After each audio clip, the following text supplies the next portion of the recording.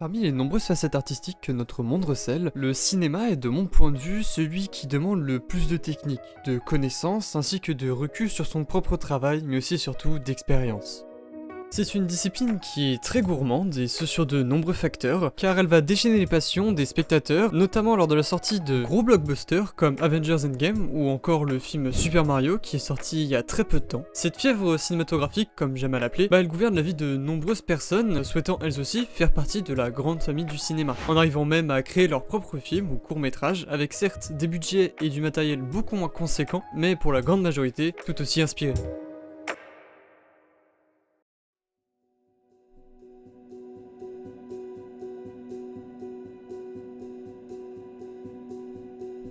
Cependant, il y a des personnes pour qui le cinéma n'est plus simplement un divertissement ou un moment à partager en famille, mais bel et bien un élément d'art à part entière, unique dans lequel on peut créer ses propres œuvres et mettre en avant le savoir-faire que l'on a appris au fur et à mesure des années.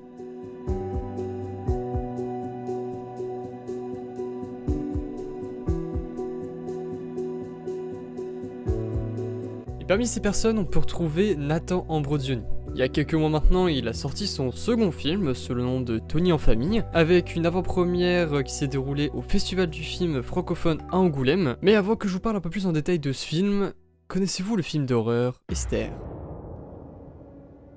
Donc pour les personnes qui ne connaîtraient pas, Esther ou L'Orpheline au Québec est un thriller américano-canado-germano-français réalisé par Jaume Collet-Serra qui est sorti en 2009. Je vais pas vous parler plus longtemps de ce film, normalement les images que vous avez sous les yeux vous suffisent. Et moi en attendant, je retourne simplement mon histoire sur Nathan.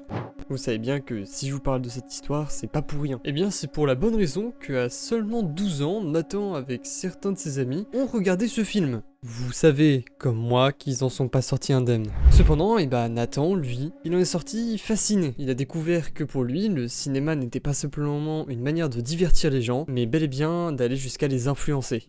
On parle là de sentimentalement, hein. On veut pas qu'ils achètent un produit Amazon au milieu du film. Bref, à partir de là, Nathan, il s'achète une caméra vision infrarouge en revendant ses consoles et autres jeux qu'il pouvait trouver chez lui, et commence à jeter du faux sang sur ses amis. Pour faire des films, bien sûr. En fait, il veut juste reproduire les films d'horreur qu'il a vus et qu'il a appréciés. Donc oui, quand je vous disais qu'il a été fasciné par Esther, on peut dire qu'il a juste surkiffé le film. Mais ça s'arrête pas là, parce qu'il va carrément essayer de refaire complètement Paranormal Activity, et il va y arriver, parce qu'après il va même faire une projection de son film amateur avec plus de 200 personnes qui vont venir voir ce remake fait de la main de Nathan dans le petit cinéma de Grasse. Après ça, Nathan, il va continuer à faire d'autres films d'horreur en évoluant toujours plus son style et son matériel. Il va revendre ses premières caméras pour en avoir des toujours plus grosses, toujours plus performantes, et pour pouvoir dans l'idée finale, faire ce film professionnel dont il rêve tant. Il est important de préciser que Nathan, il a pas une seule fois demandé à ses parents de l'aide financière, il s'est toujours dit, je me débrouille, si je dois vendre mes affaires, je les vends, et je le ferai jusqu'au bout, c'est pas très grave. On va pas se mentir que ça force quand même vachement le respect.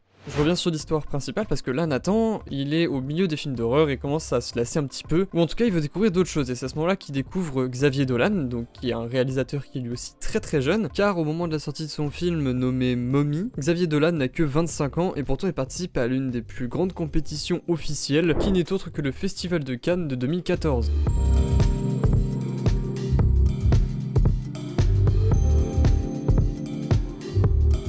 Alors je pourrais vous parler des heures de Xavier Dolan, notamment du discours qu'il a fait sur son film Mommy, qui est absolument émouvant et que tout le monde connaît, en tout cas dans la sphère du cinéma.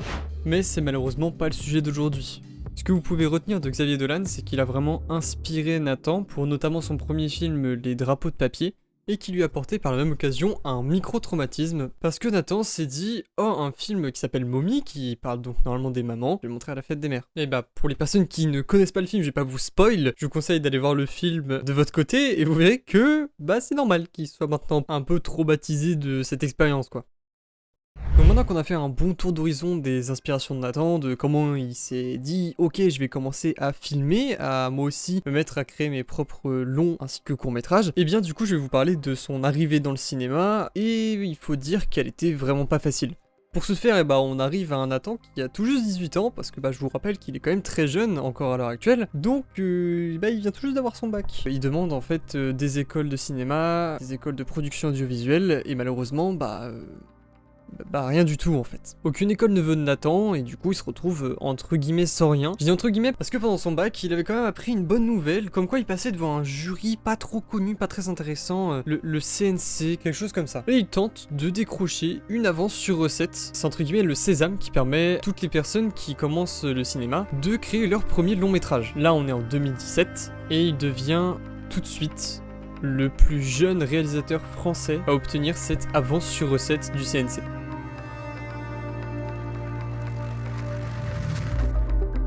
Après, il faut en faire quelque chose de cette avance sur recette, et là Nathan il se dit, j'ai un script qui date d'il y a quelques années, à peu près quand j'avais 14 ans. Et ce que je vais faire, c'est que je vais reprendre ce script, le réécrire, ou en tout cas corriger ce qu'il faut, et je vais l'utiliser pour en faire un film. Et je vais le sortir ce film. À partir de là, notre jeune prodige, il a une bonne base pour commencer à faire ses recherches pour son film, mais il lui manque quelque chose d'important qui sont les acteurs. Et là du coup, il se met aussi en tête qu'il lui manque aussi autre chose, qui est un plus gros revenu, parce que juste la bourse du CNC, c'est pas suffisant, parce que pour faire un film correct, il faut au moins 600 000 euros. Donc du coup, il se dit, je vais y aller au culot. Pour les acteurs notamment, ce qu'ils faisaient, c'est qu'ils se rendaient dans des écoles de théâtre pour chercher des acteurs qui étaient plus professionnels, et ils leur demandaient simplement, vous voulez jouer dans mon film ?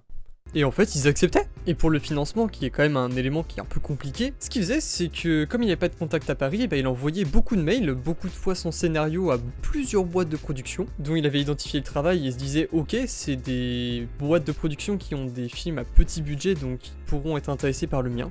Et il créait toutes les semaines des faux événements, du genre qu'il avait rencontré Noémie Merlan et qu'elle allait accepter de jouer dans son film, ou encore que, ah là là, c'est bon, je l'ai encore vu, cette fois on a commencé à lire le scénario ensemble. Et un jour, ça a marché. Truc encore plus fou, c'est que Noémie Merlan, elle a même joué dans son premier film, qui a été financé par une des boîtes de production.